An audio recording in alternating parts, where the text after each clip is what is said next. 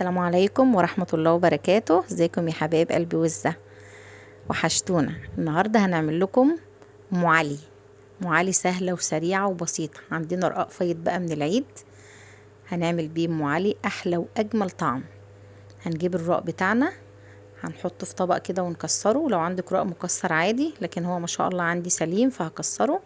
نجيب طبق ونكسر فيه عشان ما نبهدلش الرخامه حوالينا ولا كده. في ناس بتكسره في الطاجن على طول، لكن انا بفضل اكسره في طبق كبير وبعد كده اعبيه في الطاجن واحده واحده زي ما شفتوا كده. العيال محتارين، عايزين حاجه حلوه عايزين حاجه حلوه، فكرنا نعمل ام علي. الرق موجود عندنا في البيت، فايض من الرق العيد. كل سنه وانتم طيبين. وما بياخدش حاجه يعني، واللبن في البيت والقشطه موجوده والمكسرات موجوده عندنا من رمضان، والحمد لله ايه الخير موجود. هنجيب بقى الطواجن بتاعتنا الصغيره الجميله دي، مغسوله ونضيفه زي ما انتم شايفينها وبتلمع اهي. هنعبي بقى الرقاق فيها اللي احنا كسرناه، طاجن طاجن كده. ولو عايزه تعمليه في طاجن كبير في صينيه كبيره براحتك على حسب الموجود عندك. جبنا كريم شانتيه، هنحط على كل طاجن نص معلقه. ولو ما عندكيش كريم شانتيه ممكن ما تحطيش يعني، براحتك. انت كده بتفنني بالموجود في بيتك والموجود عندك. وجبنا المكسرات بتاعتنا، سوداني وزبيب وجوز الهند. في عندنا ناس بتاكل بالمكسرات وناس لا، يعني احنا هنحط 3 بس عليهم مكسرات و2 لا، كل واحد واللي هو بيحبه.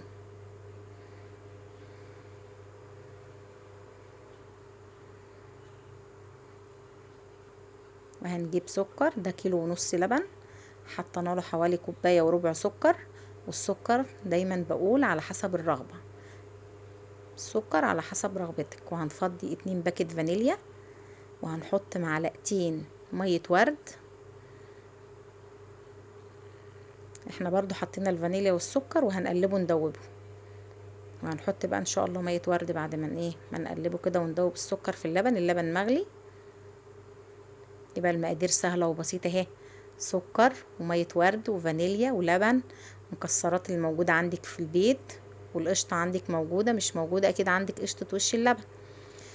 هنجيب اللبن السخن الجميل ده ونصبه على الرقاق، بنحط عليه لغايه ما نداري الوش الرقاق كده زي ما شفتوا كده. الرقاق اتضرب باللبن اهو. نعمل كل الطواجن زي ما شفتوا بنفس الطريقه. طبعا اللبن ده فلاحي وسمين، في ناس ممكن تحط معلقه سمنه او معلقه قشطه في اللبن، فهو اللبن سمين ودسم وجميل، غير ما احنا لسه هنحط القشطه على وش اللبن.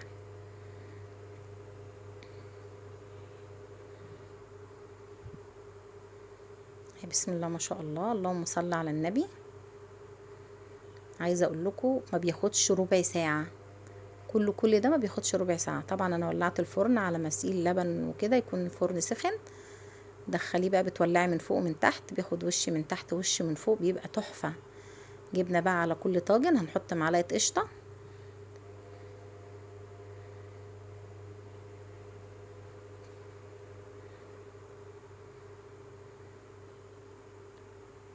شفتوا؟ طلعنا بقى على فوطه عشان الرخامه ما تبقاش ساقعه لا قدر الله تكسر الطاجن او حاجه، فلازم تطلعيه على فوطه. ما تنسوش بقى لو الوصفه بتاعتنا عجبتكم اللايك والشير والاشتراك في القناه عشان يوصل لكم كل جديد. الله اكبر، طعمه زي العسل وطري كده وجوسي وجميل، مش ناشف ولا حاجه، ما شاء الله. عايزاكم كلكم تجربوا الوصفه دي وان شاء الله هتعجبكم. واللي ما عندهاش رقاق ممكن تعمله بجلاش، تحمر الجلاش كده في معلقه سمنه وتعمله. عايزاكم تقولوا لي بقى ايه رايكم، وبالف هنا وشفا يا حبايب قلبي. بصوا الجمال.